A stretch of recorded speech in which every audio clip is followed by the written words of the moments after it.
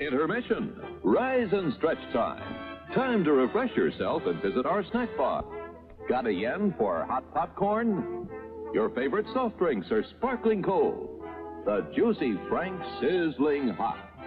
There's delicious coffee, freshly brewed, and all kinds of ice cream and candy to tempt you. Showtime will be announced loud and clear to get you back to your car in time. So stretch your legs. Come to the snack bar now.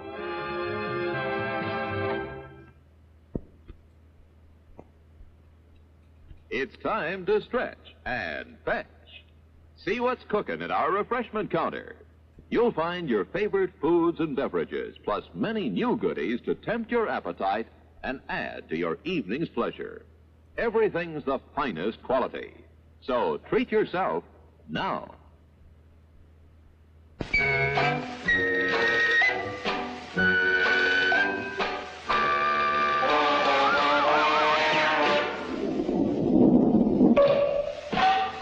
Nine minutes to go to showtime. Popcorn, rich with hot melted butter. All kinds of candy. Sparkling soft drinks. So loud. Steaming hot coffee.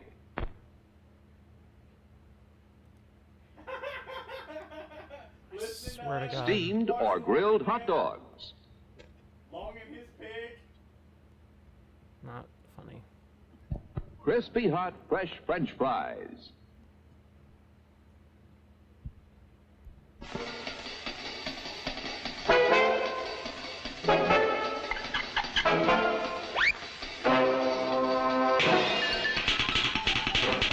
Minutes to go to showtime.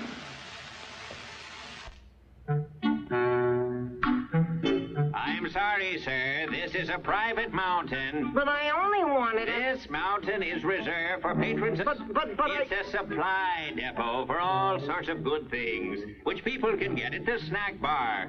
Like soft drinks, candy bars of all kinds, delicious popcorn, and refreshing ice cream treats. But I am a patron. Well, why didn't you say so? Be our guest.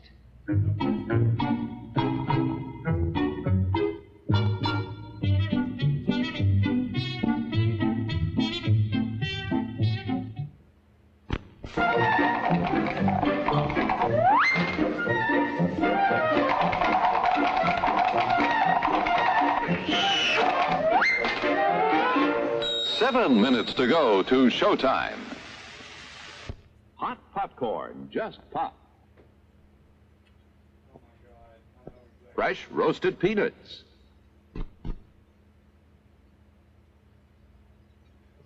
How about a pizza? None better anywhere.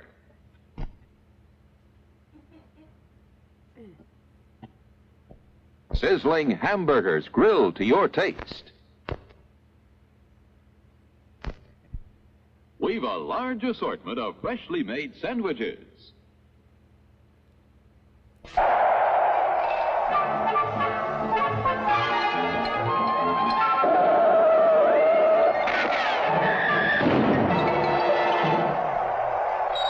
Minutes to go to showtime.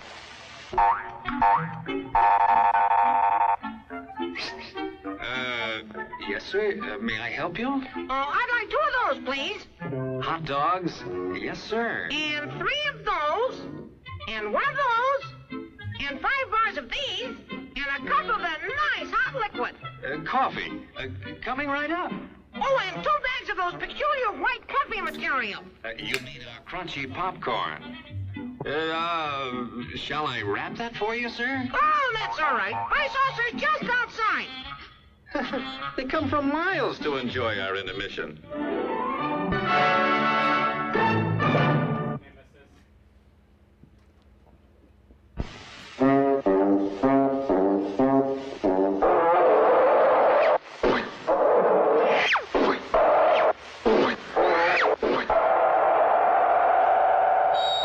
Minutes to go.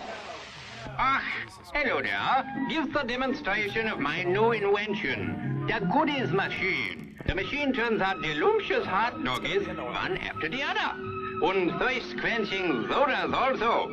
Gives popcorn of the most tasty kind, plain unbuttered. Candy too, crunchy and dandy. Steaming hot coffee and ice cream too. These goodies are at our snack bar, just waiting for you. Mmm.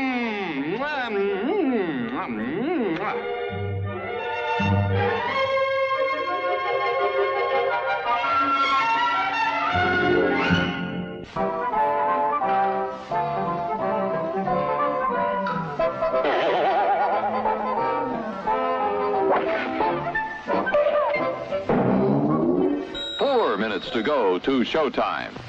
As everyone knows, rainbows usually have a treasure at the end. Let's follow this one and see if we can find the pot of gold. Oh, there, and I suppose you've come to claim me treasure. Well, we'd like to see the gold first. Nathan, there's better than gold in here, me lad. No, just look here, no. Candy, refreshing soft drinks, popcorn, ice cream. Well, that's some treasure, but anyone can buy luscious treats like these at the snack bar. You don't tell me. Do you suppose you could get me a job as a snack bar attendant?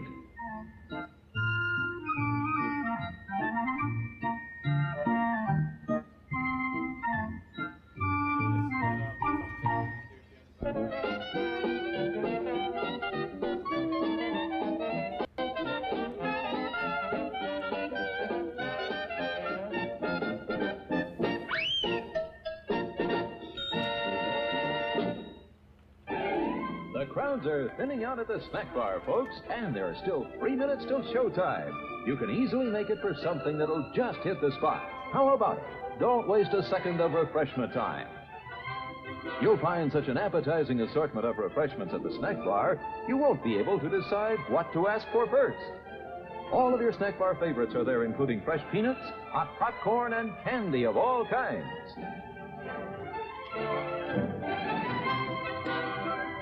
And believe us, you've never eaten better hot dogs, crisper French fries, or more delicious buttered popcorn.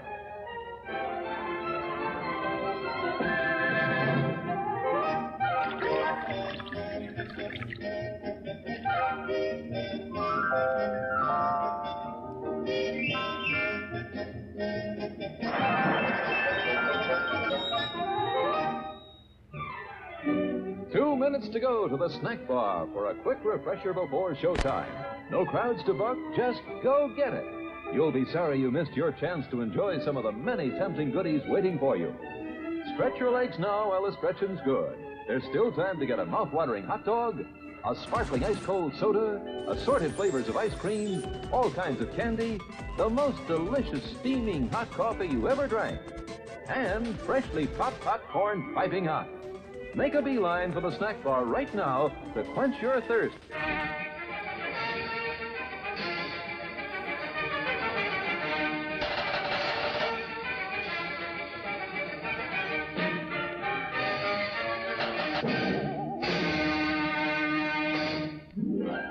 One minute left to top off the evening with a treat from our snack bar.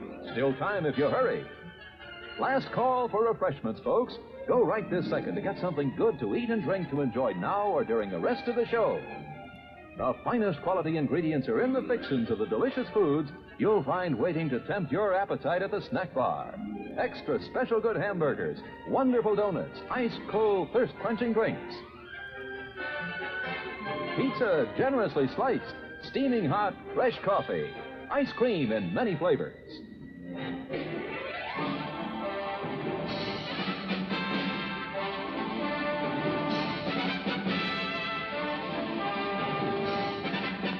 It's showtime, folks.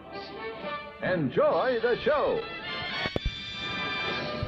Hi, how are you? 'Cause I feel fucking tastic. So, more for 28, Shibuya Scramble.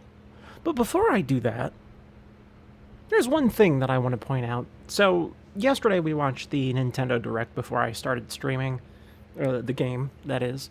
And, there was that game that I said looked really interesting, and that was like one of the only games that actually did look interesting. Turns out it's also coming out on PC as well.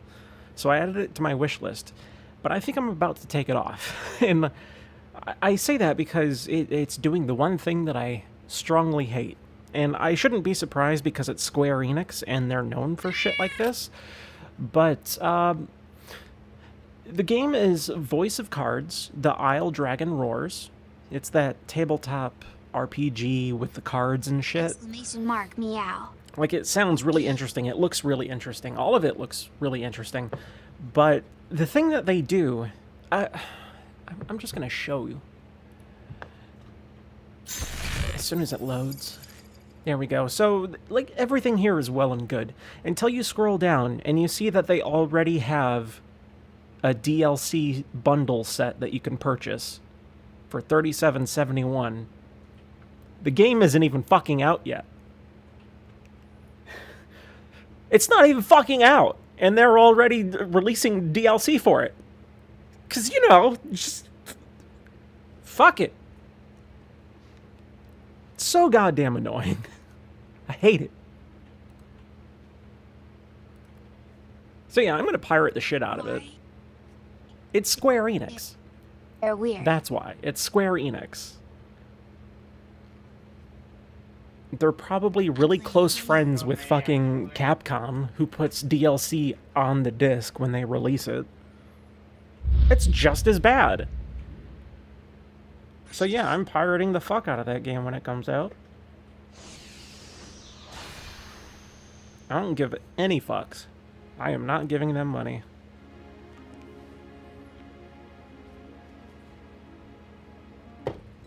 Now, if for some reason the game ends up being good, which it should be, I might consider it. I also bought this game today. Oh, you bought 428? Nice. It's a good game.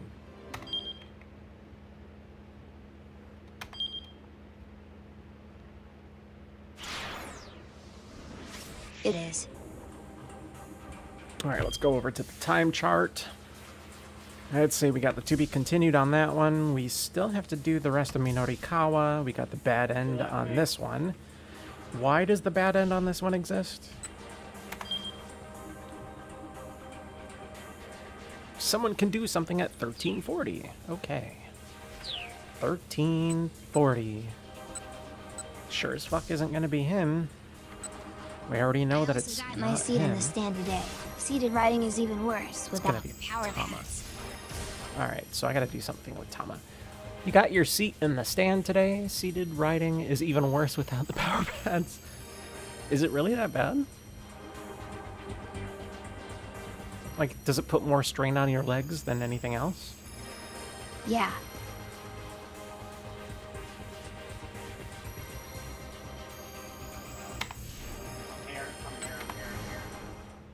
You literally have no grip.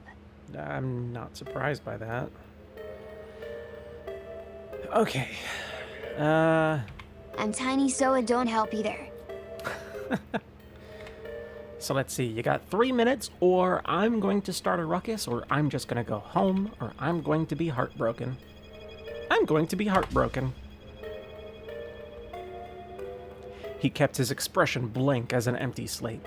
Hey, now, no need for that, sir. Just settle down. Who doesn't like a silly little magic show now and then? You've got 2 minutes. Hey, wait a minute. Can't have passed already. 1 minute. Whoa! Just what kind of watch you got there? Tell me why the demo isn't starting. Well, you know, no real reason, really. The man was getting seriously flustered. I just, you know, wanted folks to get to see a little magic show first. Nope. Try again. 30 seconds left. Okay, all right. What happened is, the required merchandise, What happened to the merchandise? Minorikawa demanded. He gave the guy a dagger stare. Well, you know, it's just, Time's up. What? The man's face went pale. What? Oh my god, but I did the things, though. I did the things. Why is this happening? Does it really not matter what I choose on that? Because I did the things with this and I got the stuff. Unless there was other stuff I was supposed to jump to. Which I might.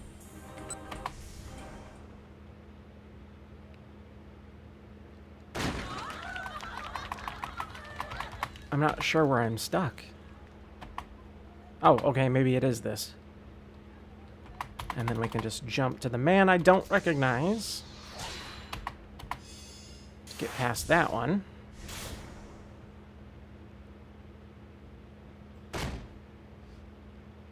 Ah, oops. Sorry to keep you waiting.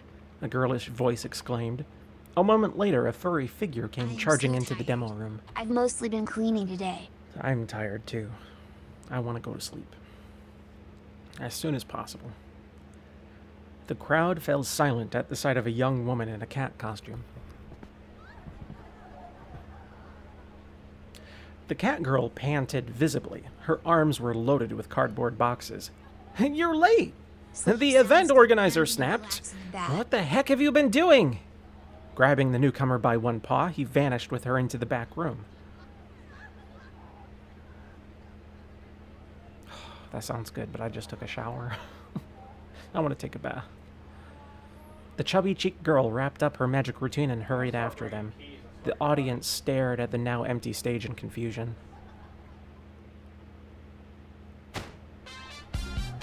Several minutes passed before the organizer reappeared. Ladies, terribly sorry to have kept you waiting, he called out. But now I'm proud to introduce to you the worldwide sensation that is Burning Hammer. At his signal, the young woman and the cat appeared on stage. Allow us to explain just how this revolutionary new diet drink works. It's magic, the young woman exclaimed cheerily. Me out of pure generosity, but then I realized how bad that sounds. Yeah, that is pretty bad. The cat nodded and threw out her arms. For the first time in human history, you can drink a single bottle and lose a whole kilogram. He's busy playing DBD and being loud, so you'll hear him every once in a while. You're an a-hole. You're an a-hole! No response. Just drink and burn that excess weight away. And with that, the sales demo was underway. A good 25 minutes behind schedule. He's fired. I'm gonna tell him he's fired. Please. 5 minutes into the presentation, things began to go awry. An angry clamor filled the room. What the heck are you trying to pull? I can't believe you'd actually try to sell something like this. The outrage had been triggered by something the young woman on stage had said. She'd inadvertently let slip that Burning Hammer was the sort of thing you could buy at a 100 yen shop. The would-be customers were furious to learn that they were about to be played for suckers. Most of them had immediately tried to storm out of the room. Now the organizer, the full-figured young woman, and the girl in the cat costume were at the door, doing their best to hold back the tide. Things had gotten pretty interesting, really. Minorikawa pulled out his digital camera and started firing off snapshots of the angry crowd. Unfortunately, their frenzy was so intense that he was soon caught up with the flow and pushed out of the room. Fine, I guess I'll just need to do some interviews instead of getting pictures. Excuse me, he asked one woman. Would you mind if I asked you some— Shut your mouth! Would you mind telling me a little about— Don't you talk to me! Can I get a word on— Unbelievable, just unbelievable. The women were so enraged that Minorikawa couldn't get any of them to give him the time of day. And thus he was trampled to death. Bad end. Maybe. I don't know. Before long, the entire crowd had surged out of the room and departed. Ah, well. Guess I've got enough to do a write-up, at least. Though it would be nice to get a quote from somebody. He decided to try for an interview with the man who'd organized this fiasco.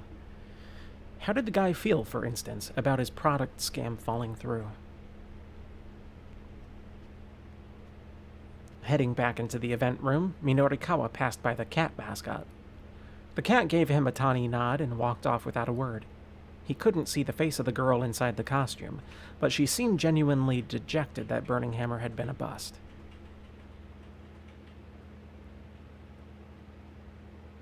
Hey, I'm Minorikawa, freelance reporter. I was wondering if I could have 5 minutes of your time. The organizer sat alone in the midst of his ruined displays. Oh, it's you. The man's voice had lost all of its earlier punch. Here.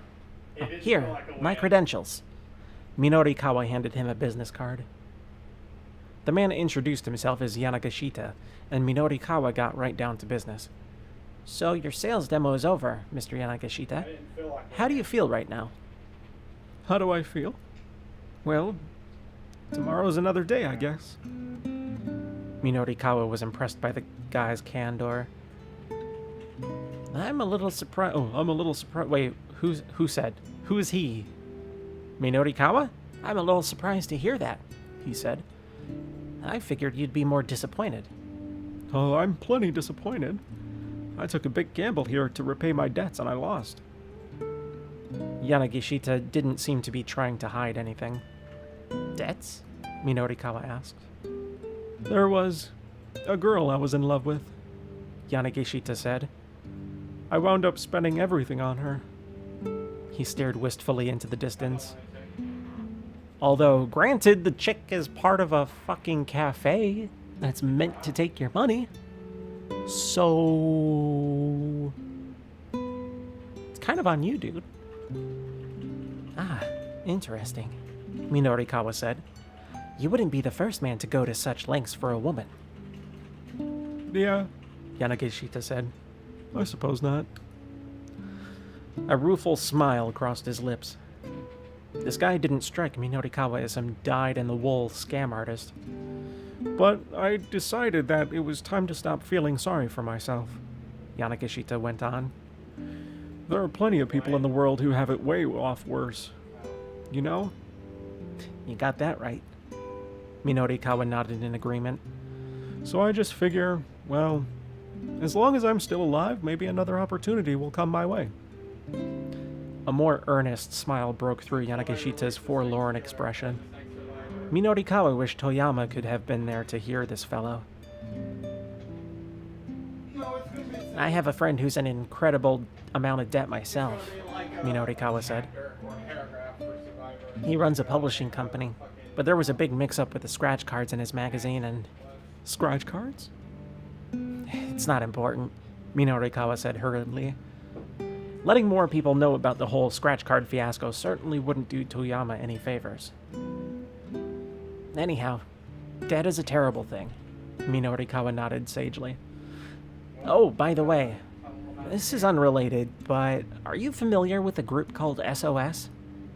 Apparently there's some legendary street gang here in Shibuya. SOS? Yanagishita shook his head. No, never heard of them. Guess I'm just gonna get any leads on... guess I'm not gonna get any leads on that case here. Minorikawa wondered if there was anything else worth asking this guy.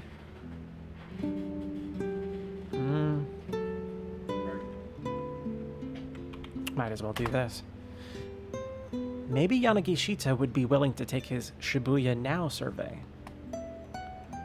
Taking a little bit of the burden off of Chiaki seemed like a good idea. I have another question. How do you feel about your life right now? Huh? How do you feel about your life? Your products aren't selling. You can't repay your debts, and yet you still refuse to give up, believing opportunity will come your way. How do you feel about all that? Yanagishita paused and thought. I'd say I'm a pretty lucky guy. Minorikawa was taken somewhat aback by that response. I haven't been able to sell any Burning Hammer. And sure, I can't pay off my debts. But even so... Yanagishita looked Minorikawa right in the eye. The two cute young girls I've got working for me have stuck with me through thick and thin. Sometimes maybe you just need to be content with something like that, you know?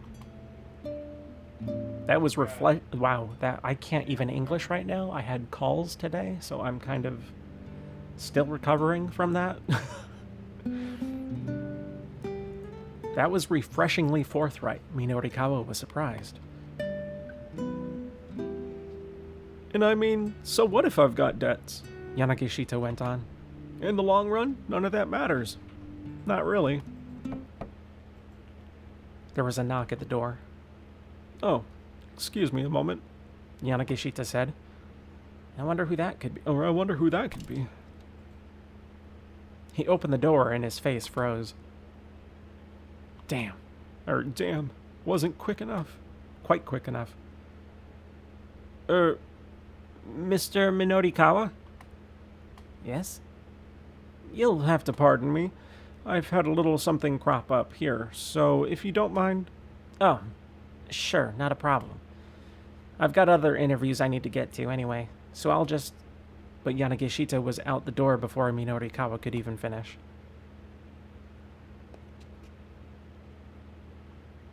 Stepping out into the hallway, Minorikawa could faintly hear voices from the adjoining demo room. It sounded like Mr. Yanagishita and two other men. Minorikawa couldn't make out any words, but he could tell they were arguing about something. It was probably some consumer complaint against one of his products, or an issue with a client company. Something along those lines. Man, people who run companies sure have it rough.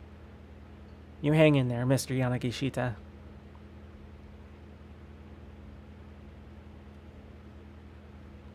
Oh, perfect timing. Minorikawa stopped short as a familiar voice called out to him. It was the man he'd spoken to earlier that afternoon about the surveillance cameras. Hey, come here for a sec.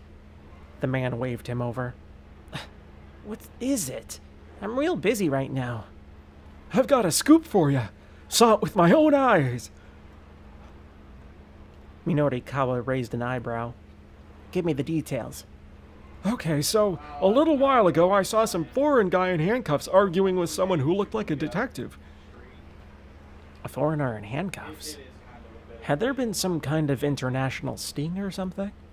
Whatever the case, it wasn't such a rare thing to see. Where was this? Just over there, behind the police station. Minorikawa furrowed his brow.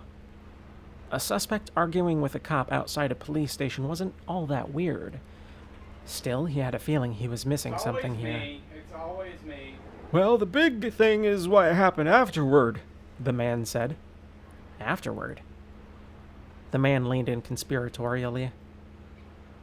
The detective undid the guy's handcuffs and let him run off. I'm down. Whoa, what? I'm telling you, man. It had to have been like a bribe or something. A bribe? That seemed unlikely. Wait, it's not a weird thing for crime to happen? Right? Weird, right? Crime happens everywhere.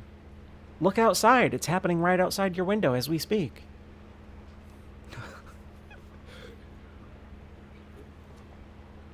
Deadlock. Let's see, what am I doing? I swear that's what it had to be. There was some wheel greasing going on. You're not making this all up, are you? Minorikawa asked. He regarded the man coldly, but the guy still seemed quite legitimately worked up. It's all true. Please, you have to report this to the police right away. Why do I have to? Minorikawa asked. If you have a tip for the police, go give it yourself. He didn't quite manage to stop himself from saying that out loud. No, I can't. I'm no good when it comes to police. Besides, they're not going to believe someone like me. Okay, so maybe he had a point there. But you're some world-class reporter, right? The cops will totally take your word over that of a random nobody. Minorikawa didn't have time to debate the point. It was easier just to make the call. He phoned up the police to leave the tip. The man bowed repeatedly, looking pretty grateful. Oh, thank you so much. I haven't been able to get any business done without those scary thugs around. What thugs? What line of business are you in anyway? What? The man suddenly went pale. Whoops. I gotta get going. He skittered off in alarm. Minorikawa was left to wonder what this guy's line of work actually was, but he had more important things to worry about at the moment. He hurried off in the other direction. Jeez. Well, Mason and I fired. he's the owner of the knick-knack shop, and from what he's explained in other people's things is that he finds stuff, quote unquote. He finds things that are not owned by anybody, so like dumpster diving and shit like that, which is technically illegal and is a punishable offense, especially in Japan. It's not a big one, but it's a punishable offense. So he doesn't want to tell anyone, obviously. Before long, he arrived back at Café Lautrec. The clock on the wall showed that it was close to 2 o'clock. He had to somehow fill 6 more pages before the loan company came to Heaven Publishing to collect. I used to do that. I used to do that at the fucking GameStops that I was living near. Like, they throw away... Okay, so those games that they don't sell for, like, PS2 and PS1 and shit like that, and, like, you know, the old games, they just throw them away if they're not sold. They don't dispose of them. They don't give them away. They don't sell them on eBay. They throw them in the dumpster. Same with cases. Like, a lot of clamshell plastic cases. So it's, like, a great fucking source to just go there late at night after they've done their dumpster dumping, pick up all that shit that they threw away. Perfectly good games.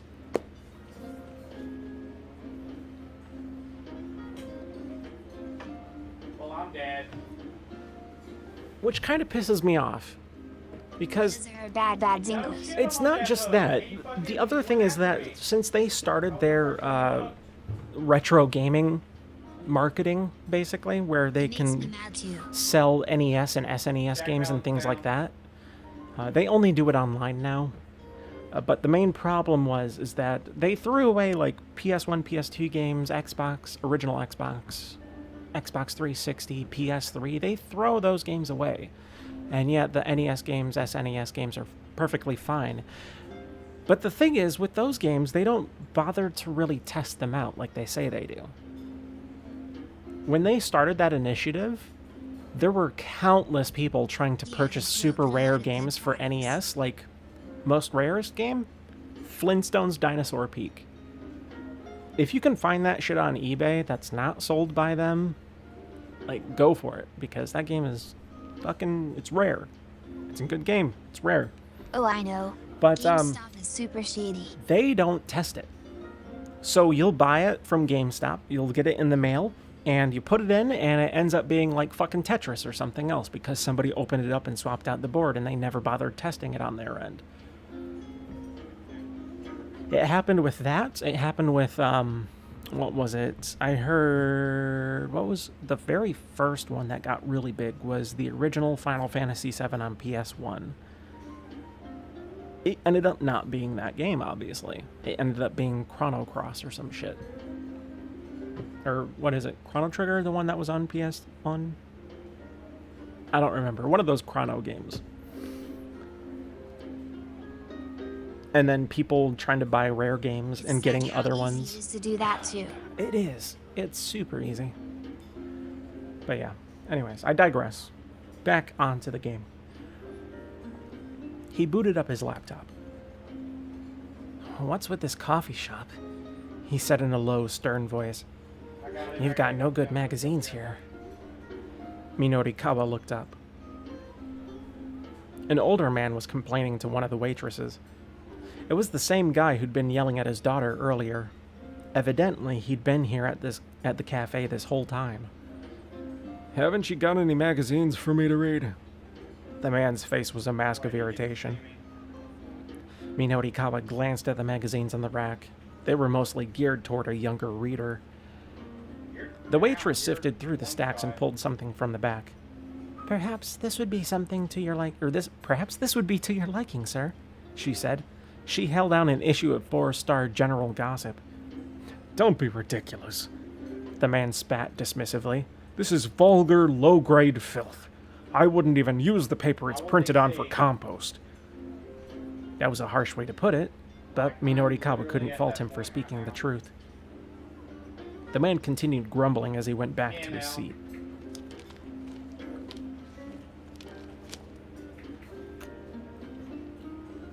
Minorikawa headed over to the magazine rack himself and picked up the gossip.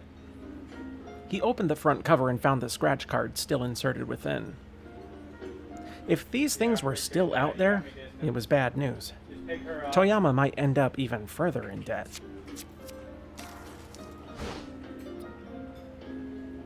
Bah! Minorikawa yanked the scratch card out and tore it to bits. I'm really hoping Sir, by what are you next doing? Tuesday that I'll be able to take The a waitress peek rushed to outside. stop him, I'm only for thinking the I pieces would to still rain take down on balance her like myself confetti. from trying to ride in a straight line. I'm sure you will. It's just practice. Eventually you'll get it. I'm sure if you go fast enough, it'll be easy to go in a straight line.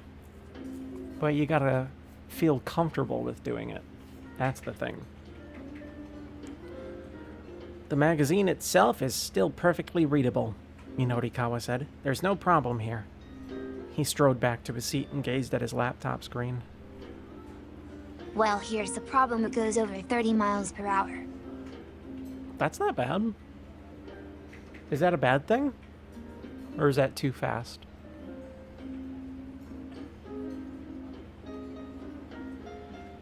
It still hadn't finished booting. In the meantime, he decided to give Chiaki a call. When you first start too fast, Makes sense. She picked up right away. "Hello?" Minorikawa asked. Hi there. Good to hear from you, Chiaki replied. "How's progress?" I did it. Chiaki said, her voice overcome with emotion. I managed to get people to hear me out. "Of course you did. You got your pointers from me." Yes, I couldn't have done it without you, Mr. Mino. Her mood had done a complete 180. Minorikawa allowed himself a little sigh of relief. "Okay then," he said. "Head back to the editing department and put together an article for me." You got it, sir. Chiaki chirped in reply. I'll email you as soon as I'm done with things on my end," Minorikawa said to her. "Just use the DTP to slot your piece into the right spot in the layout."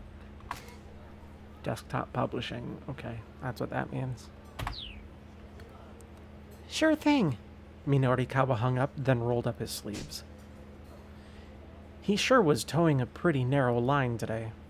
The Burning Hammer event had kept him a little longer than anticipated. Now he needed to clean up his copy as soon as possible in order to stick to his schedule. When he turned back toward his laptop, however, he froze with shock. What? His laptop monitor was still a black, empty screen. There's no way it could take this long to finish booting up. Oh, it couldn't be. No. Don't let it be true. Had his computer decided to pick now, of all times, to give up the ghost? Minorikawa felt the blood drain from his face.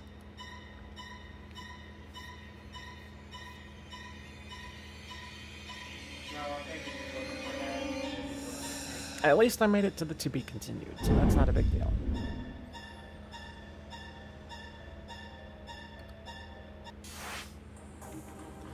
Now, 2 bad ends to take care of.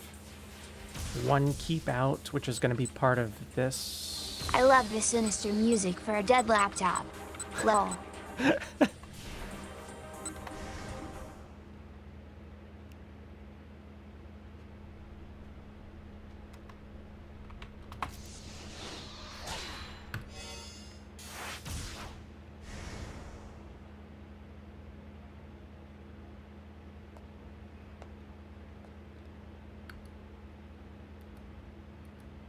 What killer were you playing? Is it going to let me get past the keep out? Probably By the not. way, if I win again for the raffle, I want you to gift a sub instead if that's okay. I will. I planned on taking you out of the running for this next one anyway, since you already got so many of them in a row. I was gonna say.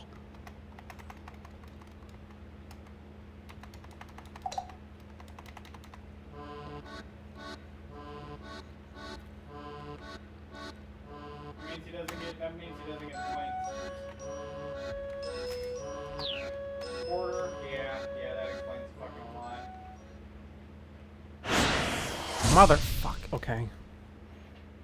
Yeah, still can't get past it, and I don't know what's keeping me out.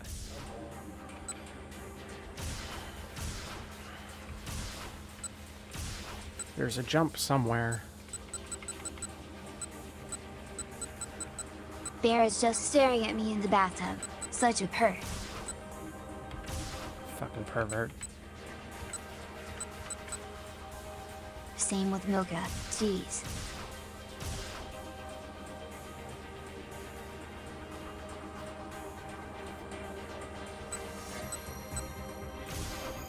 I don't know what to do. Like, here everything seems fine up until this point. I know I was doing well here, but there's no choice here. And I can't get past that. Or that. That... I thought I finished this. I had it to be continued.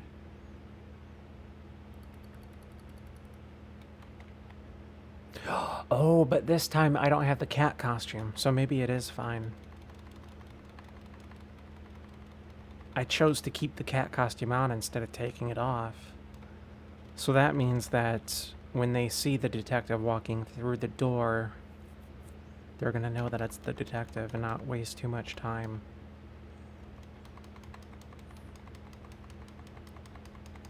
But everything up until that point should be the same. Hey, you can probably join us now if you want to. God, I wish I could just fast fucking forward. Please, fast forward.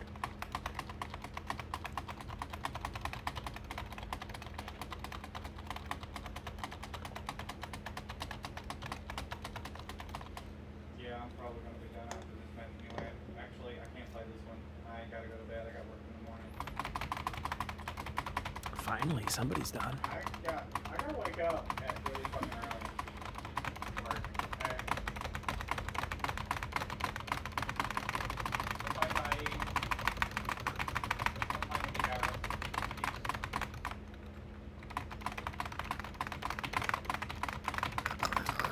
Come on.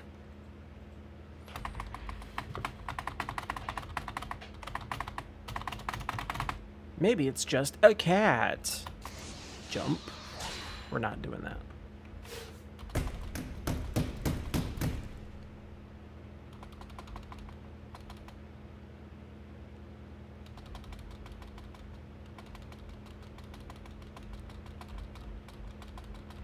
And the door swung open with a loud creak.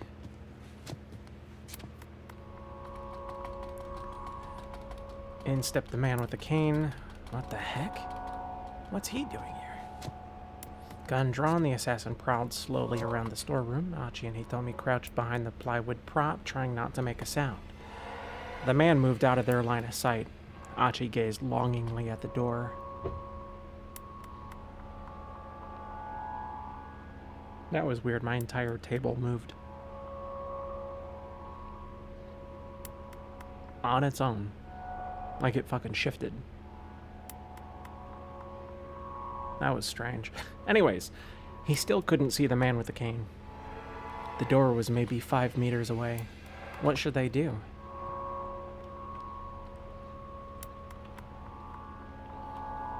They needed to just make a run for it.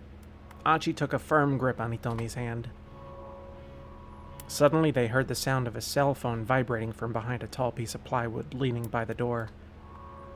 The assassin stepped out from behind it. If they'd made a run for it, they'd probably have bumped right into him. That was a close one. Achi wiped away a few beads of cold sweat. I'm sure this is the place. His voice was low and confident. Uh-oh. Did he have friends? Still clutching his phone, the assassin wandered deeper into the storeroom. Achi and Hitomi took the opportunity to slip out the door. They ran through the alleyways back toward the main road. Before they reached it, however, they suddenly found their path cut off by one of the foreigners who'd chased them earlier, the accomplice of the man with the pipe. He stood waiting for them, holding a knife in one hand. Out of the frying pan and into the fire. If they turned back, Achi knew the man with the cane might catch up with them, and he had a gun.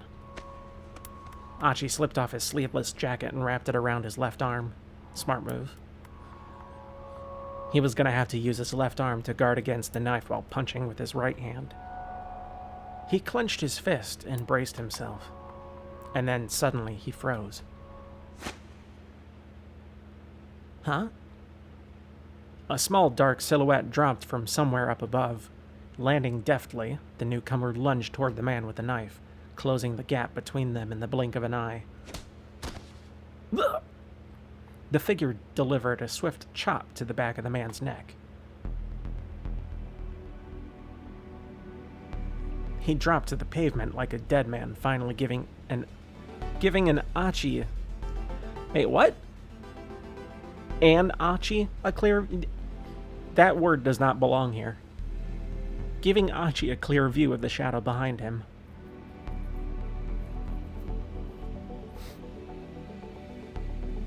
Who the fuck are you? Achi couldn't believe his eyes. It was a small-statured young woman with Middle Eastern features.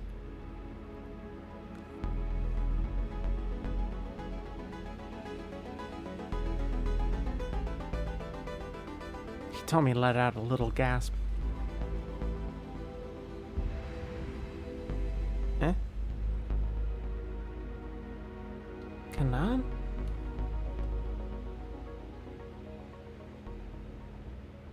No, at least I made it to the to be continued this time. But now, did that change anything? That had to have changed something. We have a jump there for the cat. That's probably how I get past that one.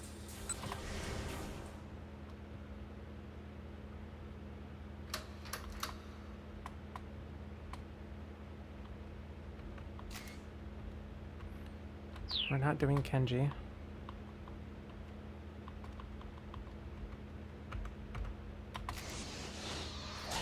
Please let this be it. Yes, it is. Good.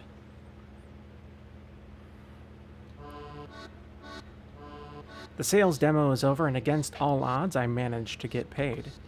Money clutched in one paw, I head to the knick-knack shop to finally buy that necklace I can't stop thinking about.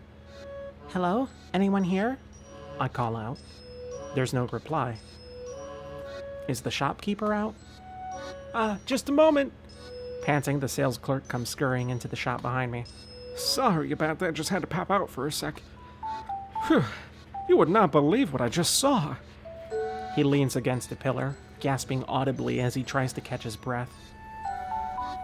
Oh, you're here about that necklace. Do you still have it? Of course. Thank you so much. I have half the money here and the rest is in my... Oh. I suddenly remember something very important. Oh no. The sales clerk gives me a curious look. What's the matter? My wallet, it's still in here. I pat the costume around the tummy. So why don't you just take that outfit off? Well, I mean, the zipper's kind of broken. I wouldn't be having all this trouble if I could just get out of this darn costume. Kind of broken? It's way more broken than that.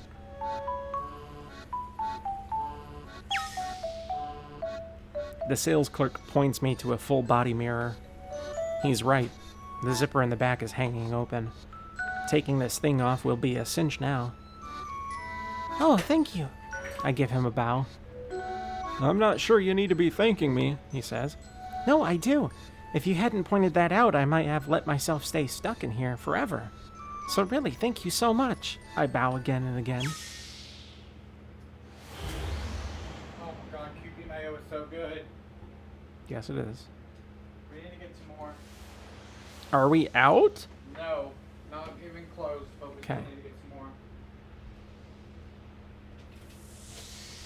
The reveal! It's the twin, like I said the entire fucking time. Not a surprise.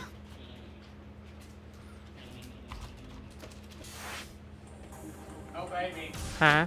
I didn't mention this earlier, but I had like a little sub interview for my promotion today. Yeah, and? I'm definitely gonna get it. Well, obviously. No, gimme. You're supposed to hold it, not pinch it. No. Give me a kiss. I wanna come for another one later.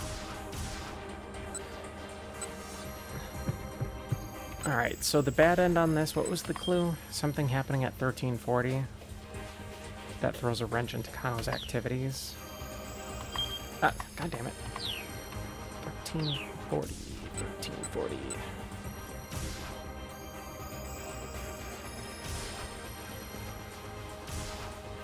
It would have to be Minorikawa.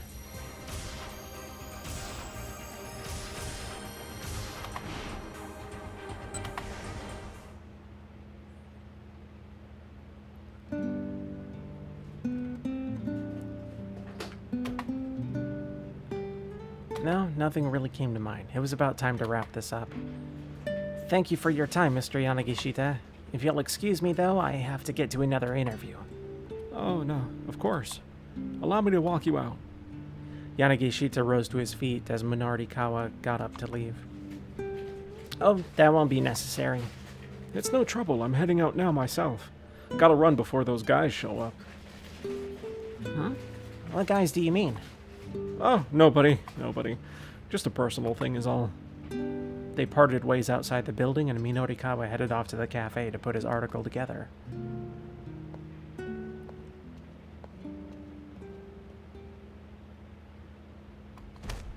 And then I guess the rest of this continues like normal. Yep, the rest of it continues like normal, so now...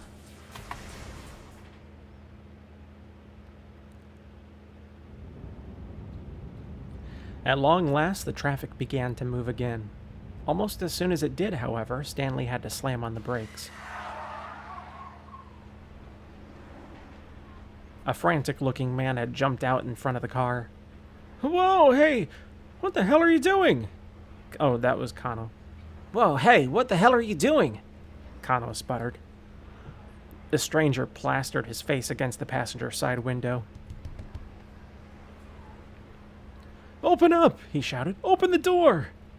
The guy showed every sign of total panic. Don't do it, Stanley warned. I don't think I actually have to jump. Kano hesitated. It wasn't like they could just drive off with this fellow clinging to the car. Please, you've got to help me. The man slipped his fingers in through the gap in the window, trying to force it further open. Help me! Whoa, hold on. What's your deal? Help me! Sir, just tell me what... Help me! Look, up ahead, Stanley exclaimed suddenly. Kano whipped his head around. There, walking along the sidewalk ahead, was Al-Karawan, very much not in custody. What the hell? Kano tried to jump out of the car, but the frantic stranger had gotten his upper body wedged in the window, and the door wouldn't open. Stanley, his usual steely expression replaced with a look of shock, exited on the driver's side and went after Al-Karawan himself. Kano shouted at the man in the window.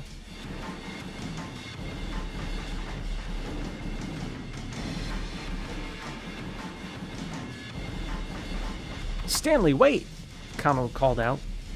It didn't appear that Stanley had heard him, though. Kano tried to shake free and get through the driver's side, but the guy still clung on for dear life.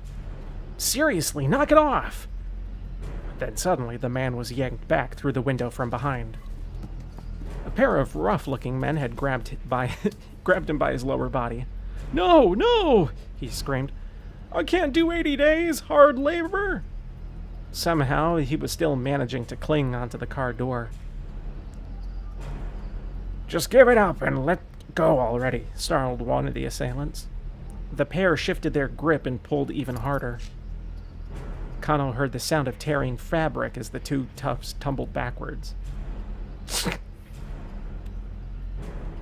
Just like that, the crazed stranger was stripped down to his boxers. He let out a pathetic wail. "Oh, man!" The two toughs burst into uproarious laughter at the sight. "Now's our chance," one of them managed to sputter. The pantsless man snatched up his ruined garment and bolted like a startled hare.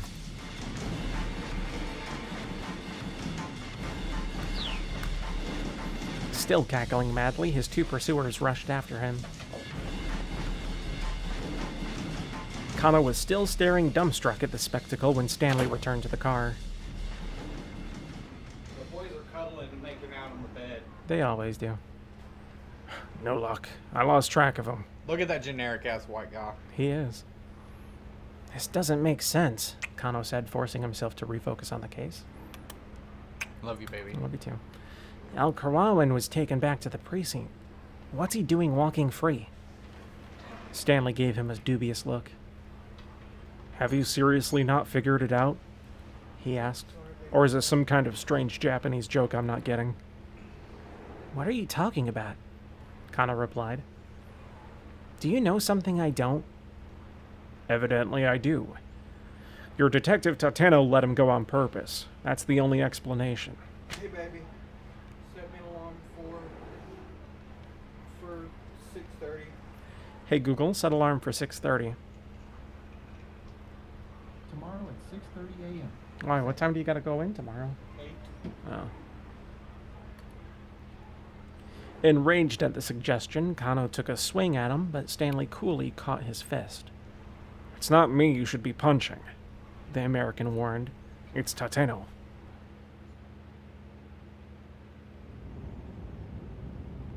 Abashed, Kano radioed up Kuze on the wireless. "Sir, did Detective Tateno bring Tariq Al-Karawan into the precinct?" "It would appear that, Detective Tateno has gone rogue," Kuze replied with chagrin. "He what?" Surely Kano had misheard. "We've received an eyewitness account. Someone saw him allowing the suspect to go free." No, it can't be. "We currently do not know Detective Tateno's whereabouts. Or just what the hell is going on with him." After Kano ended the call, Stanley let out a low chuckle. "I see. Looks like you had a traitor in your midst." Kano grabbed him by the collar. Stanley snorted. "What are you trying to pull here?" "Tell me what you know," Kano snapped. "All I did is state the facts." "Look, I watched that man risk his life to talk down a would-be arsonist. He's a dyed-in-the-wool detective. He'd never betray anybody." "I see," Stanley murmured. "Then he's the real deal." Kano stared in surprise. He'd expected an argument. "Good," he said. "I'm glad we're on the same page." "Tateno risked his life in order to get people to trust him. He's a dyed-in-the-wool spy, is what he is." Kano didn't have the words. His clenched fist trembling once more, he fumbled for his cell phone again.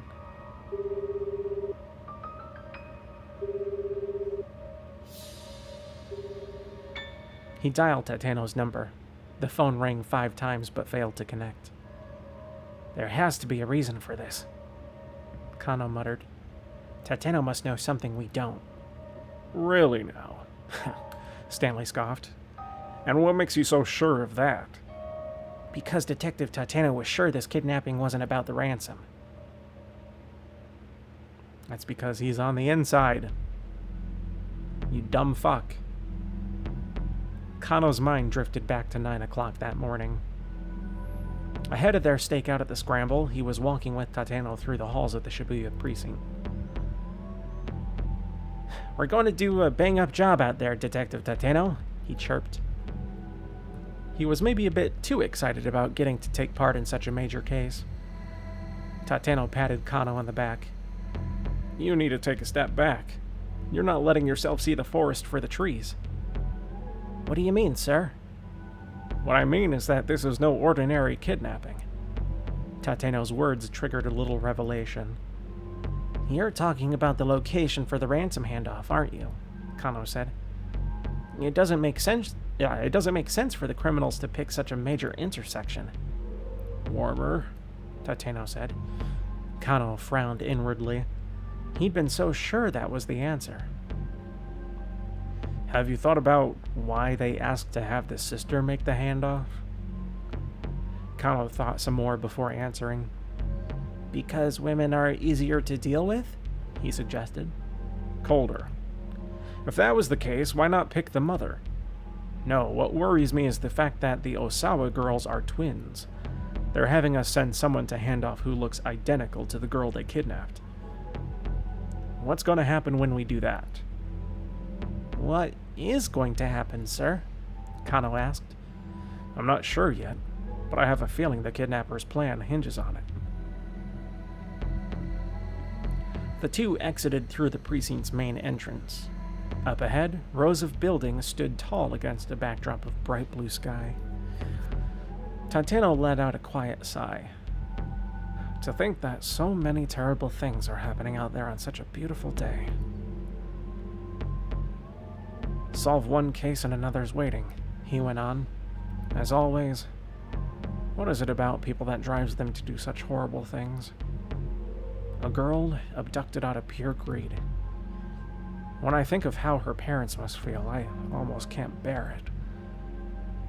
They made their way toward the scramble. Tateno continued talking in a quiet voice. My father was a raging alcoholic. The house was always a complete mess.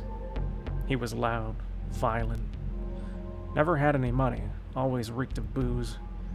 My mother, she would cry and cry, and I was afraid to come home. Every day I stayed out playing as late as I could possibly manage. Kano could hear the pain in Tateno's voice. That life took too much of a toll on my mother. She died when I was still in grade school. And my father, he just got worse. I was there with him at the end, after he'd wasted away to almost nothing. Not the sort of childhood I'd ever wish on anybody. It sounds like you really went through a lot. Kano hated himself for uttering such an empty platitude, but he had no idea what else to say. Kano, as old as I am, I still don't really know what it is to be happy. I think that's probably because I've never known what it's like to have a happy family. Tateno sounded forlorn. The only happiness I know how to protect is other people's happiness. Kano heard in those words the soul of a true detective.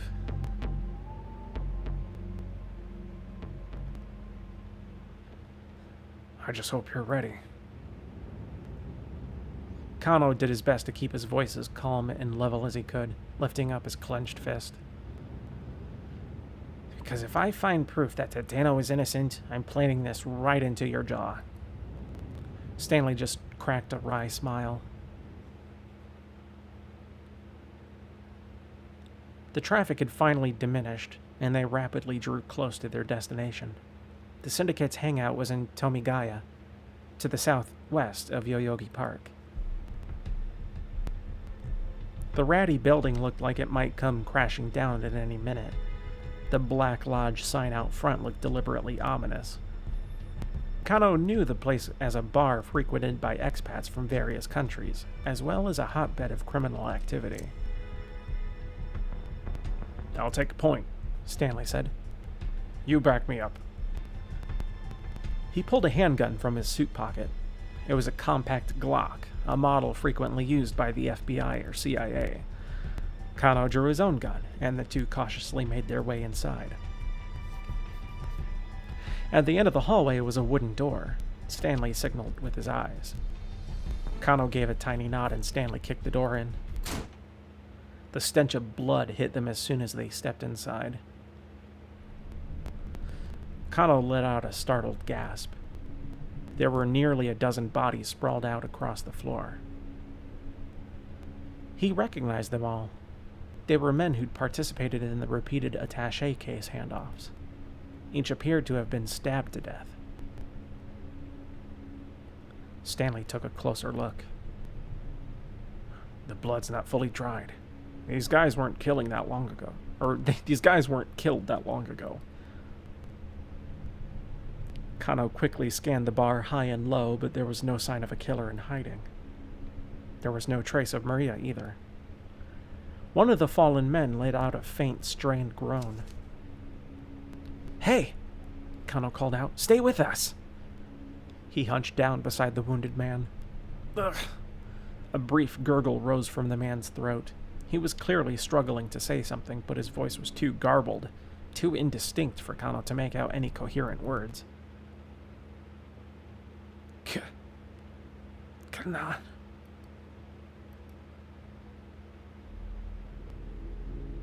What was that?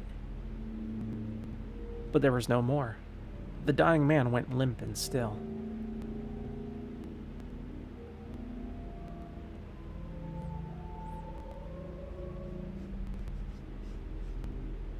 Is that the final to be continued?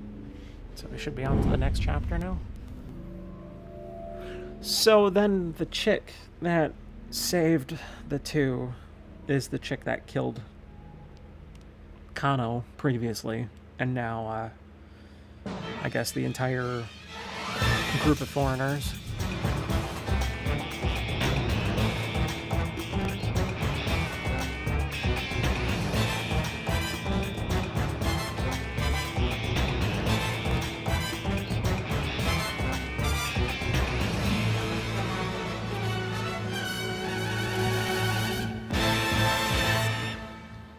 But now, how does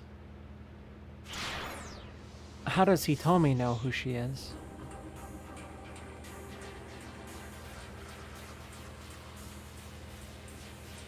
It's not the same without the wiggle, though. But at least I get to play as Maria now. We don't get a wiggle? No wiggle.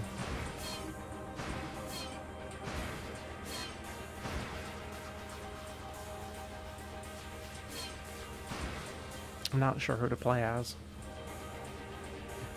I guess we could see what happens here.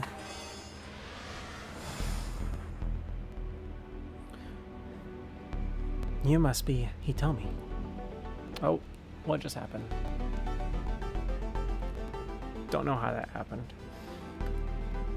The girl called Kanan spoke fairly fluent Japanese. Hitomi nodded in response. Yes, that's me. And you're Kanan, right? How did you know my name? Did Maria tell you? Yes. She told me about this amazing girl from overseas she made friends with. A thin smile crossed Kanan's lips at the word amazing. Then her look grew sad. Poor Maria. It's my fault that she was abducted. What? Achi and Hitomi gasped in unison. That's why I have to rescue her, Kanan added. Hold on a sec. What do you mean it's your fault? Kanan replied by jerking her chin in the direction of the main road. Better head that way, she said softly. Someone's coming. But Hitomi didn't back down. Please tell me, why was my sister kidnapped? Several sets of footsteps echoed down the alley. They could see figures approaching now. By the looks of them, accomplices of the man Kanan had taken down earlier. You two get out of here, she warned. I'll handle this. She stepped out in front of Achi and Hitomi, moving with such confidence that they didn't doubt she could handle the threat. Come to the Gigo building at 3 o'clock, she added quietly, never taking her eyes off the advancing syndicate members. Huh? Hitomi squeaked. I'll explain everything then. The criminals broke into a run. Come on, Hitomi, let's go, Achi hissed. He took her by the hand and bolted from the alleyway.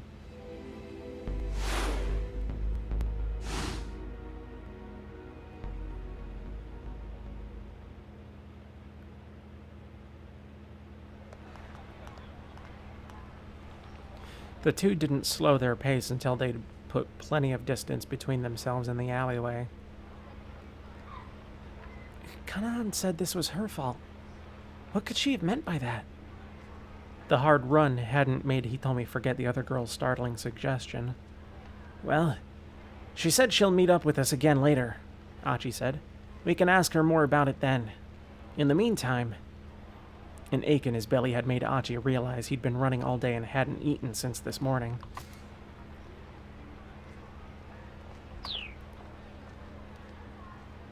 Maybe it's not the best timing, but do you want to get some food?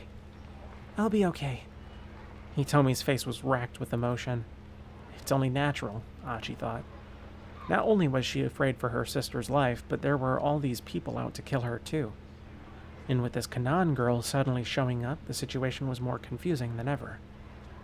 Still, they might as well address the few problems they could control. There was a fast food joint nearby. Let's go in there, Achi said. You might not be hungry, but you should still make sure you stay hydrated. Hitomi shook her head, but her wan face practically radiated exhaustion. Come on, we should rest up a little. But there's no rush. If we're gonna meet up with Kanan later, it's probably best if we don't wander aimlessly until then. Never know who we might run into. I guess you're right. The two went into the fast food restaurant together. Oh, I know where they're at. Welcome, said the girl at the register with a bright smile. May I take your order? I'll have the spaghetti, the piscinti. I'll have the piscinti with meat sauce. How about you, Hitomi? I'll just have the iced tea. Spaghetti. Hey now, you should probably eat at least a little something. Okay, then I'll have a strawberry parfait. She sounded a little embarrassed to be ordering a dessert. So yeah, said Achi. 1 spaghetti and meat sauce and a strawberry parfait, please. Coming right up. The cashier promptly assembled their meal and set it out on a tray. We've got a special contest going on right now, she said. Please check it out if you're interested. The girl handed Achi a flyer. It read, Iron Stomach Eating Contest. Eat 1,000 scoops of ice cream and win 10 million yen. Nobody could ever fucking do that without going into a diabetic coma. What the heck? Achi stared at the flyer as he took a seat at an open table. 1,000 scoops? That's impossible. Anyway, let's hurry up and eat. As Achi stuffed his face with spaghetti, the thought back to their encounter with Kanan.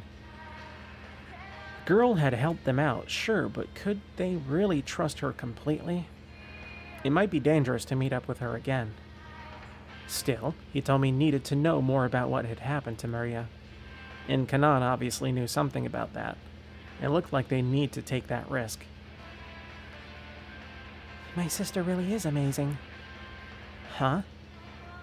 Hitomi's quiet words drew Achi from his ruminations. He paused with a forkful of piscinti halfway to his mouth. My sister met Kanan while she was on a trip to the Middle East with my father. Hitomi nibbled at her parfait, looking lonesome. Cool, but how does that in particular make your sister amazing? It's typical of her is all. She's so dynamic and gung-ho about things. Hitomi explained, her gaze turned inward. It was just my father and sister who took that trip to the Middle East. I didn't go with them. I guess my mental image of that part of the world is mostly that it's really dangerous. To me, going there seemed like a huge risk, but Maria didn't see it that way.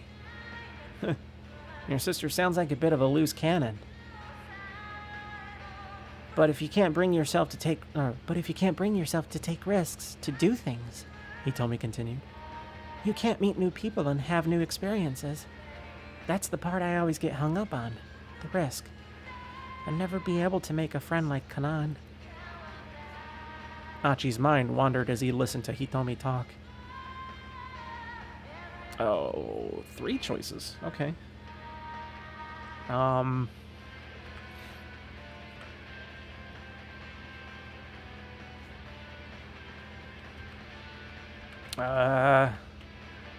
Yes. I don't know what to do.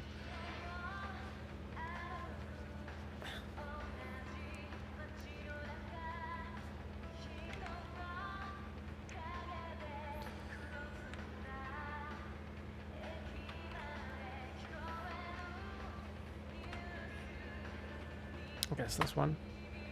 She and her sister might be twins, but each of them was still unique. All of them. All of them?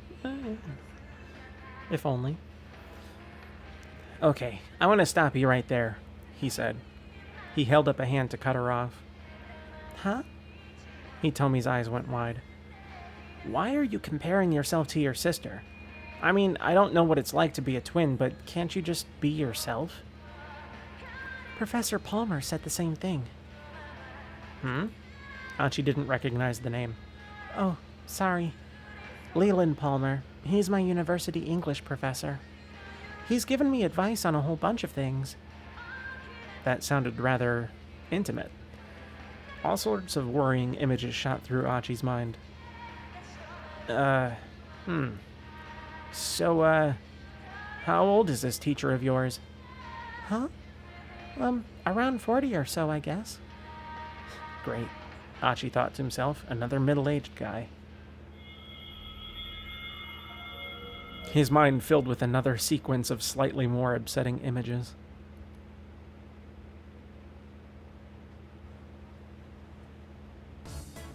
Oh, hey! Ain't that Hitomi Osawa? Oh, wow, you're right. That totally is. A college-aged couple sitting behind them were talking in hushed, excited tones. Man, she really is a cutie, the young man observed. He made no attempt to hide the fact that he was looking Hitomi over. Hey, hold on, Masa, said the girl. What gives? He'd taken the day off work today in order to attempt a dry run on the iron stomach eating competition. Yeah. Well, I mean, she is Miss Midoriyama, right? Miss Midoriyama? I guess that's some sort of contest.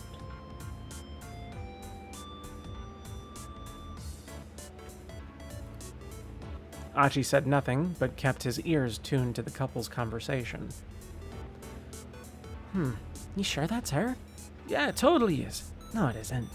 Isn't that Maria Osawa? Oh, huh. Maybe? Either way, she's super cute. Hey now, Masa, what gives? Achi turned back to Hitomi. Is that true? He asked, peering intently at her face. Well, yeah. She nodded with an awkward smile. Well, I mean, you are really cute and all, Achi said. Miss Midoriyama? Well, I'll be. He nodded to himself as he took it all in.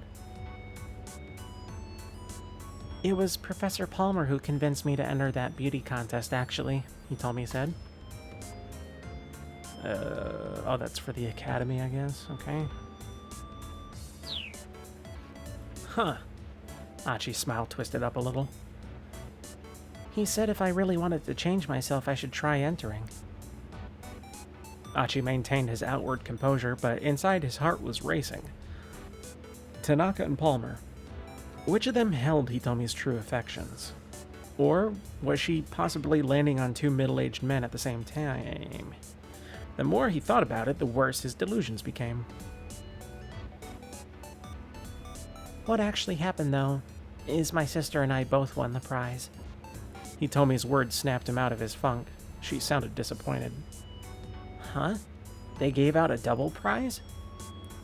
Turns out my sister had entered the competition, too. She smiled a self-deprecating smile. Guess twins really do think alike, huh? Hey, double schmumble. You still won a prize, right? That's really impressive. Nah, they just picked me as an afterthought to my sister because twins sharing the prize made for a good headline. She looked away sadly. Did they say they picked you as an afterthought? They didn't have to. It was obvious that my sister really won. You can't know that. Maybe she was the afterthought. Come on, you need to believe in yourself. Hitomi just hung her head.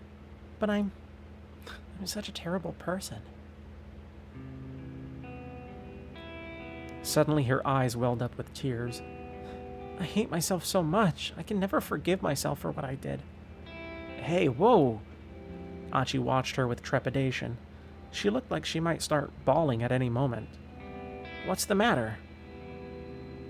The night my sister was kidnapped, I was supposed to go to a college party with her. But then all of a sudden she told me to not go. I kept asking her why not, but she just kept insisting I couldn't. Hitomi's face was bleak with regret. We both got mad and I wound up blowing up at her.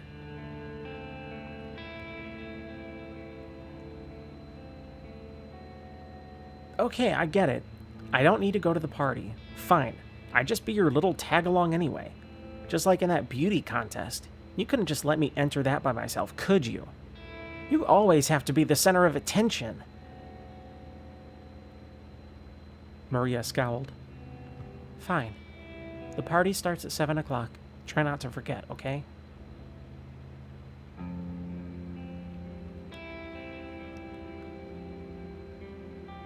I was kicking myself as soon as I'd told her off. My sister isn't the sort of person to tell me what to do or not to do. She must have had a reason for not wanting me to go. I was planning on apologizing to her after the party, but then she was abducted, right? Achi followed up. English is hard. I fucking hate English. I'm gonna quit now. Achi polished off the last of his paskinti. He sat down his fork, then wiped his mouth. He told me, I get why you're trying so hard to save your sister, he said. And maybe I'm not as tough as that Kanan girl, but I'll stick with you to the end if you'll let me. He tried his best to convey an optimism he Sounds like didn't really feel. Part of the plan. And once we found her and she's safe and sound, you can tell her you're sorry about what you said. It was. 'Cause I'm pretty sure that Hitomi has the antiviral injected in her. At long last, Hitomi cracked a smile. Now, part of me also thinks that Kanan girl is part of the organization, and she was tasked with killing the rest of the people. Oh, no! Oh, this picture actually makes me sad. So, third floor up from here, from this building, is the arcade that they closed down 2 days ago. They finally got rid of it, the fucking Sega arcade. Oh, God. This is the last time we get to see it. And Maria was part of the abduction plan. Maria, I think, was an accident. No way. Maria was an accident. They wanted Hitomi. Because they know that she had it in her. A short while later, the two arrived outside the Gigo building. They were a little early for their 3 o'clock meetup. They had decided that searching at random for the blue minivan was too risky. It could easily draw the attention of the man with the cane or the foreign kidnappers. Getting information from Kanan seemed like the best next move. Oh, hey, Achi said as they waited. You've got a little rip in your top. Hitomi glanced at her shoulder and saw the tear in the fabric. Oh, you're right. When did that happen, I wonder? Must have snagged it on something while we were running, I guess. We got some time before Kanan gets here. Do you want to buy some new clothes? Huh? Are you sure that's a good idea? We'll stick it out. We'll stick out if you just stand around here waiting. May as well head inside until it's time. Since many celebrities did their shopping at Gigo, there were back entrances for times when the place was crowded. Everyone who frequented the old shopping district knew about them, including Achi and Hitomi. In a pinch, one of those back entrances could be an escape route. With this in mind, the two headed inside. Oh, there's the fucking...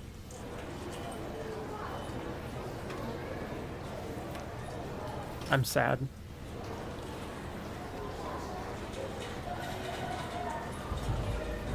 Shibuya Gigo was an entertainment complex featuring a video arcade and fashion shops. The ground floor and 2 basement levels of the building were designed as an amusement area outfitted with skee-ball, claw cranes, fighting games, and the like. The second floor held a mix of photo booths and ladies' wear shops. On the third floor were specialty fashion boutiques, and on the fourth were restaurants. That's not actually true. I think they made it that way just for the game purpose and the storyline purpose. Achi and Hitomi took the escalator to the second floor. Hitomi started heading for the shops, but Achi stopped her. Hey, wait up. What's the matter? A dude hanging around a woman's clothing store is gonna stand out. Fuck, I guess I did have it right originally. I'll wait for you here. There seemed to be nobody but female customers around. If the man with the cane or the kidnappers appeared, Ashi figured he would spot them right away. It should be safe for Hitomi to shop on her own for a short while. All right, Hitomi said. I'll try to make this quick. She began to head out onto the sales floor. Oh my god. Phew! A seedy-looking man poked out from beneath the door of a photo booth right at Hitomi's feet. That was a close one, wasn't it, Tama? He said to her. I thought I was a dead meat for sure. His tone was oddly cheerful considering what he was saying. That's freaking scary. Who's this guy? Achi asked. You know him? No, I don't. The sketchy fellow gave her an ingratiating look. Look, come on, Tama, don't be like that. Hitomi took an anxious step back. Hey man, knock it off. Achi dragged the guy up to his feet. Okay, no need to get all testy. Who is this guy, Tama? He your boyfriend? Boyfriend?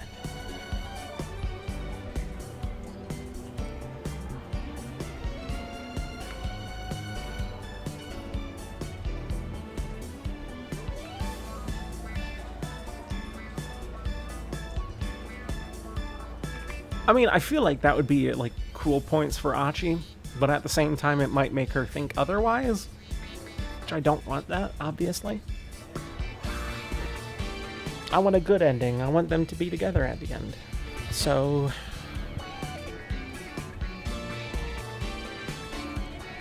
fuck it. Is what he was about to say, but Hitomi spoke up first. Oh, never mind. No, he's not. What? So you're not her boyfriend? The guy flashed a broad grin. Hey, listen up, you creep. Who the hell are you? Oh, me? The man's face suddenly blanched. Oh, crap. Tama, hold on to this for a bit, will ya? The weirdo shoved a worn-out magazine into Hitomi's hands, then bolted off in a panic. The heck was that all about? Yeah, I wonder why he ran off like that. Achi and Hitomi stared at one another. Well, anyway, there are a lot of nut jobs out there, so just be careful, yeah? Okay, if anything happens, I'll give you a shout. Hitomi flashed him an impish smile, then scampered off onto the sales floor.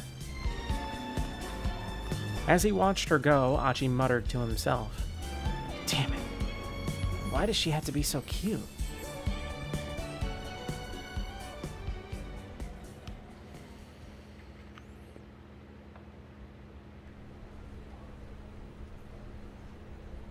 "5 minutes or more passed as Achi waited for Hitomi.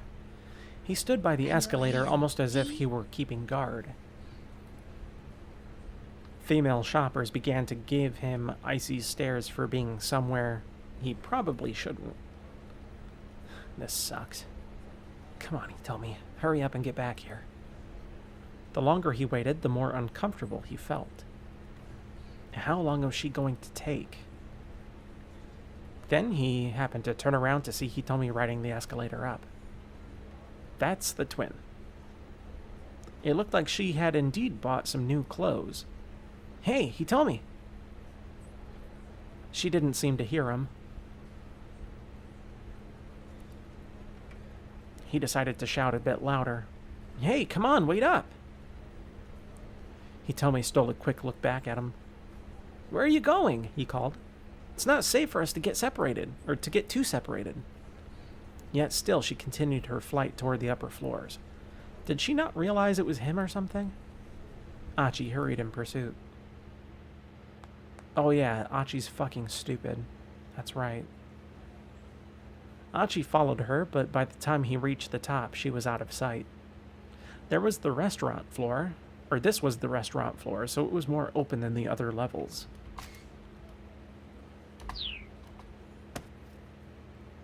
He hurriedly began to look around. As he wandered, he bumped into a man talking on his cell phone.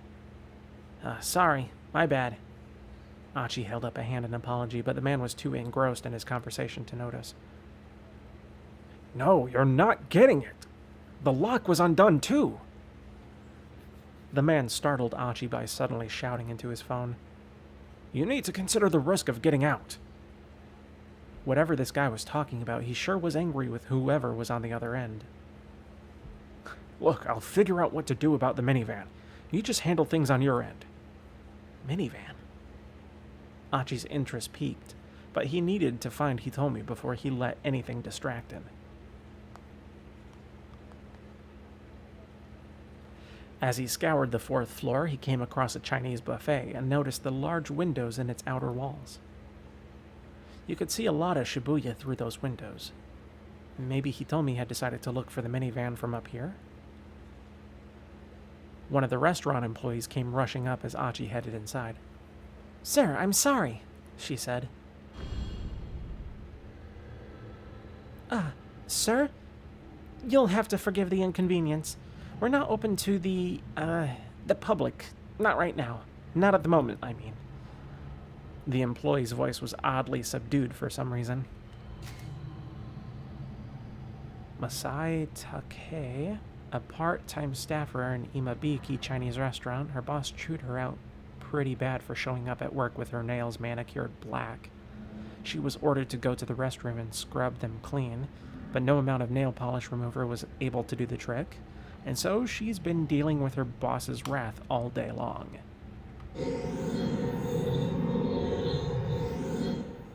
Okay, what was the point of that? Why not? Achi asked. Well, you see, one of the other customers ate all of our food. They ate all of it? Oh my god. Yeah, I'm not surprised. How does she have the fucking money for that? Looking around, Achi saw a chubby young woman camped out at a table by one of the windows. Set out before her was a veritable mountain of plates. What I'm trying to say, sir, is that we're, closed for the rest of the day. Oh, but I'm with her, actually, Achi lied. Without waiting for a reply, he barged into the restaurant. He took a quick look around, but there was no sign of Hitomi. Before leaving, though, he figured he'd at least take a look out the windows. The huge glass panes looked out onto Dogenzaka. He had a decent view of the roads, but he didn't spot a blue minivan. Achi dropped his gaze to the sidewalk outside the building. Oh. He let out a tiny gasp. Even from 4 stories up, there was no mistaking what he saw. A group of black-clad foreign men had gathered outside the building. Had they figured out that he and Hitomi were inside? He needed to find her, and fast. He raced out of the restaurant, alert for trouble.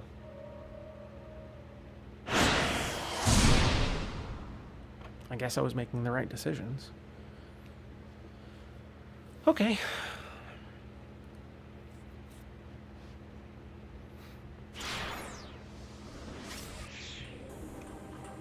So we're done with that one. I guess I'll be Maria.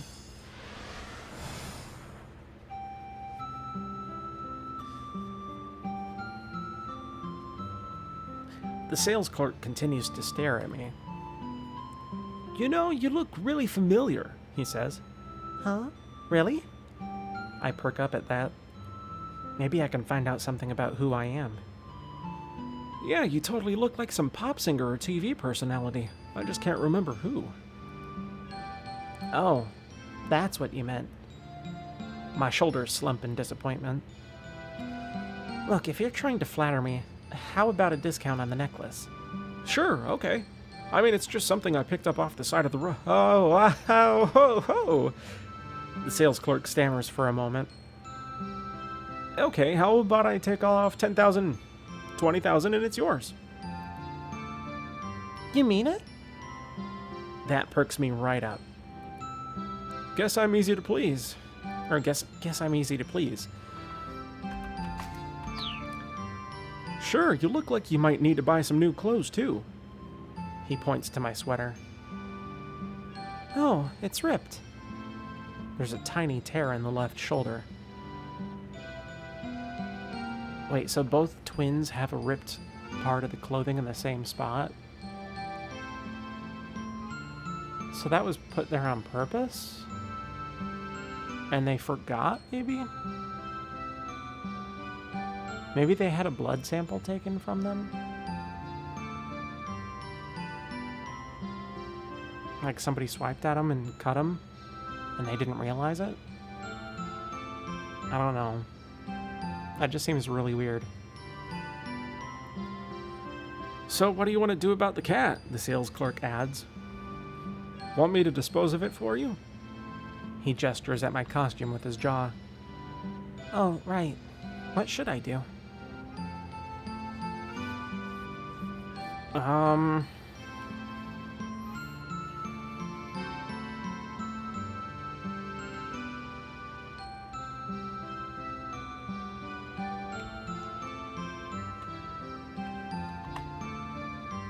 He obviously wants to help me.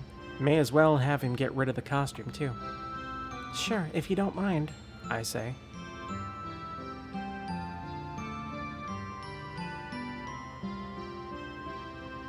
I pay him the 30,000 yen, take the necklace, and leave the knickknack shop. A few minutes later, near the station, I spot a sort of mall. Checking the directory by the entrance, I see that it's got several clothing shops and an arcade inside. They probably sell shirts in here. I hurry on inside.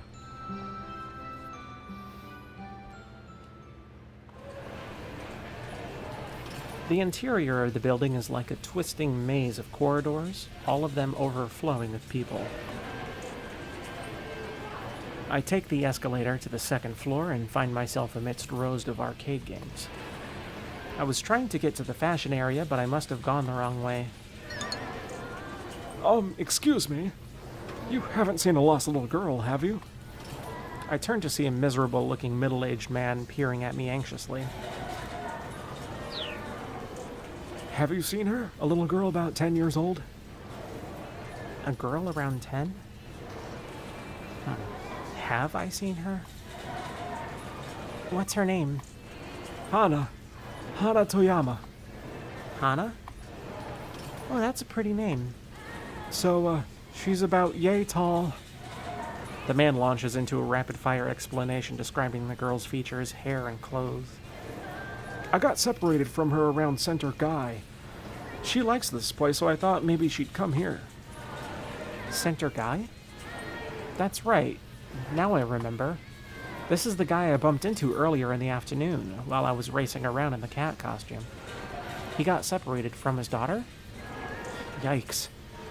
If she did come here, it's not going to be easy to find her in the midst of these crowds. Are you sure she didn't go back home? I ask. Well, there's this problem, he mutters. Going home isn't an option. Well, that's not really an explanation.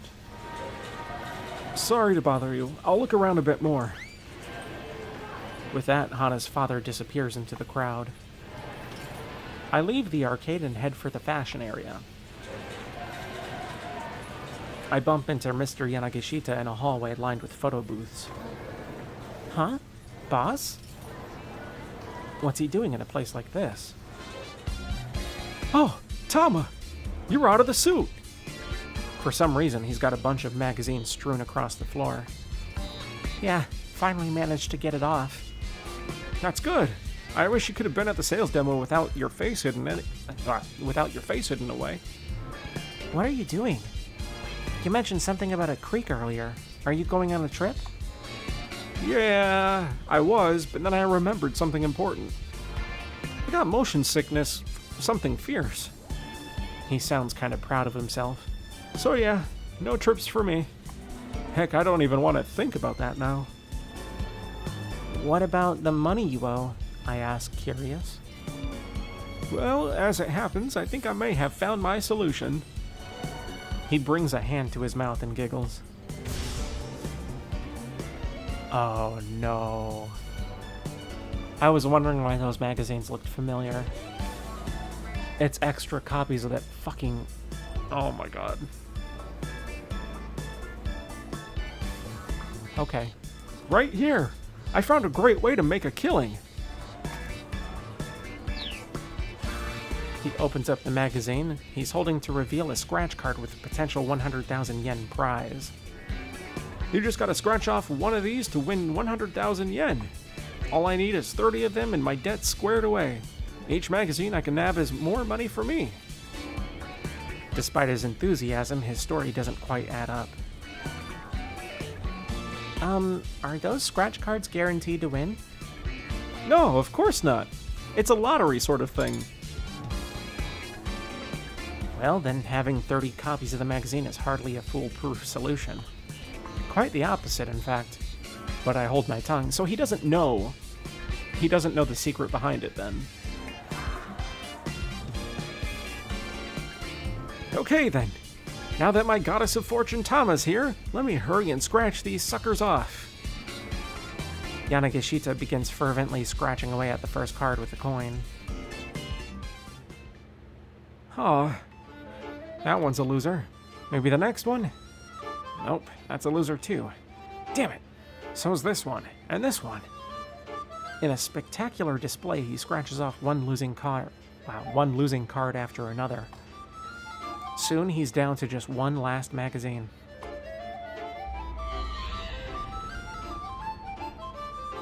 You're not a very lucky person, are you? No, please don't say that. Mr. Yanagishita looks like he's on the verge of tears. I stare at one of the losing scratch cards. You know, if you could just see the symbols through the card, you'd win for sure, I say jokingly. I hold the card up to the light. When I do, I really can see the symbols through the card. Boss, I think I might have just... Shh! He interrupts me before I can share my shocking discovery. I look at him in surprise. Mr. Yanagishita has gone all pale. Quiet, Tama. Those guys are here. He shoves me into a photo booth. Those guys? The debt collectors, he hisses. They just do not give up. He clutches the side of his head. Peeking out of the booth, I spot a pair of men who look pretty rough around the edges. Is it those two? Shh, not so loud. The men are looking around, and they're getting closer and closer. What do I do? Oh, what do I do? Mr. Yanagishita starts getting panicky. Tama, what do I do? I have no idea. Oh, this is not good. This is not good. Mr. Yanagishita whimpers.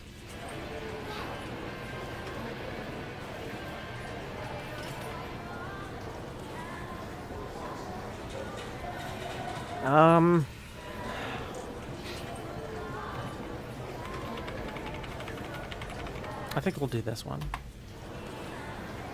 This guy gave me a job, so I kind of owe him. I look around for a better place for the two of us to hide. Unfortunately, I don't really see anywhere that might work. We might be safest staying right where we are.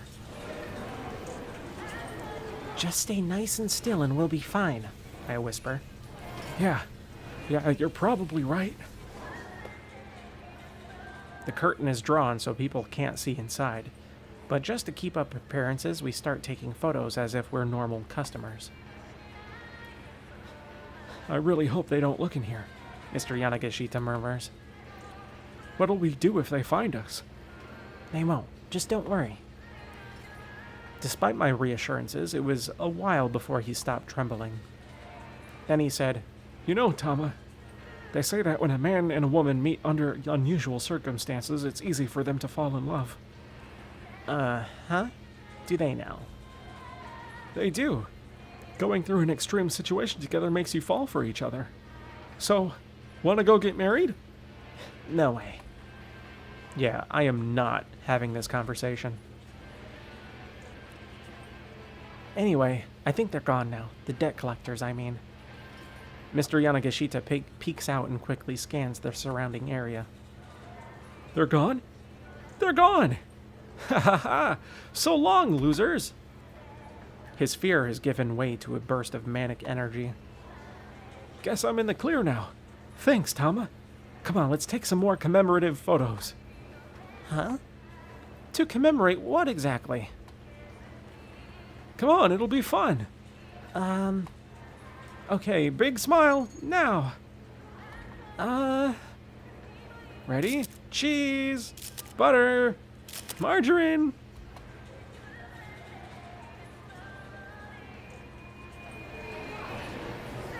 After that, I part ways with Mr. Yanagishita and head to a different floor. I don't tell him about being able to see through the scratch cards. The guy really ought to develop a proper work ethic.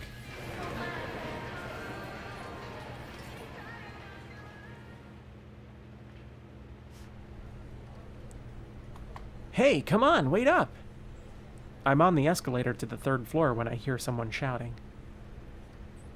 I figure it's someone yelling to their kid, but when I turn to look, I see a young man I don't recognize staring right at me. Where are you going? It's not safe for us to get too separated. What? Who's this weirdo? Is this some new pickup trick or something? I rush up the escalator to get away from the guy. When I get to the restaurant section on the 4th floor, I'm hit with a sudden pang of hunger. Come to think of it, I haven't eaten a thing all day. I'm so hungry, I mutter to myself as I walk around. What should I eat? Then I spot Chidi coming out of a Chinese restaurant. Huh? Hey, Chidi! She turns to look at me confused. Who are you? Oh, it's me, it's Tama. Ah, I thought I recognized that voice, she replies with a nod. Did you eat again? I ask. Well, yeah, but then they kicked me out. Isn't that just terrible? She looks pretty displeased. I came here because they said it was all you can eat, but then they closed shop because they ran out of food. Oh wow, you're right. I spot one of the restaurant staff hanging a close sign on the front door. Man, now my early afternoon snack is ruined. An afternoon snack? At an all-you-can-eat buffet? I can't help but stare at Chidi's midsection, amazed by what that stomach is capable of. By the way, have you seen the boss? She asks. I thought he'd finally accepted that he needs to buckle down and work, but he's got some new crazy scheme. Guess the guy's just never gonna learn. I figure nothing good's gonna come from associating with him. I'd be careful if I were you too. Huh? Done with her little rant, Chidi says goodbye and heads off among the restaurants. Hitomi? Who said that? Were they talking to me? I turn to see a businessman of some sort staring in my direction. Like everyone I've run into today, I don't recognize him. For some reason, though, I feel relaxed in his presence. Is that you, Hitomi? Hitomi? Could that be my name? Or are you Maria? No, As I fumble for words, the man peers at me with obvious concern. What are you doing in a place like this? We need to get you back home. Your parents are worried sick. My parents? Did someone file a missing person report while I've been wandering around with amnesia? The man leads the way and I follow. He's not one to be trusted, though.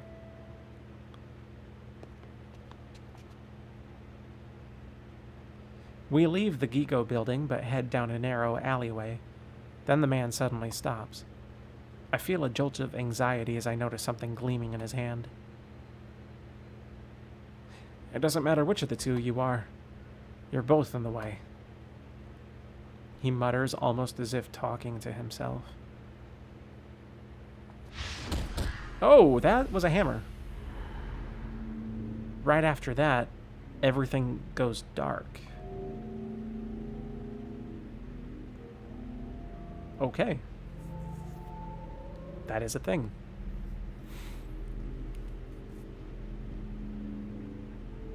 What is the hint on this one? After meeting a man who seemed to know her on the restaurant level, our heroine hoped to find out more about her past. Instead, she wound up getting attacked in an alleyway. Ultimately, this all came to pass because she was avoiding that young man who mistook her for Hitomi. If he hadn't come shouting after her, she would have gone on to buy some clothes as she originally intended.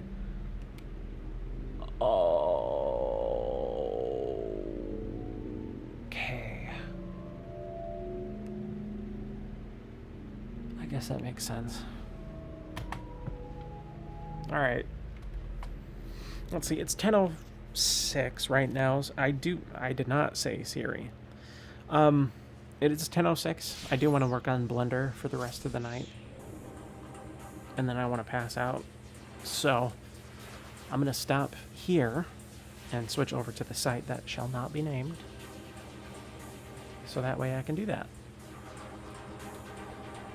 Let me go ahead and do this jobby. Let's see if this is going to cooperate. Probably not. Oh, it is. Intermission time, folks. So hurry, hurry, hurry. I'll be back tomorrow with more of this game. For the Have a good night. refreshment goodies ever assembled under one roof. Enjoy breathtaking, mouth-watering goodies. Everything from a snack to a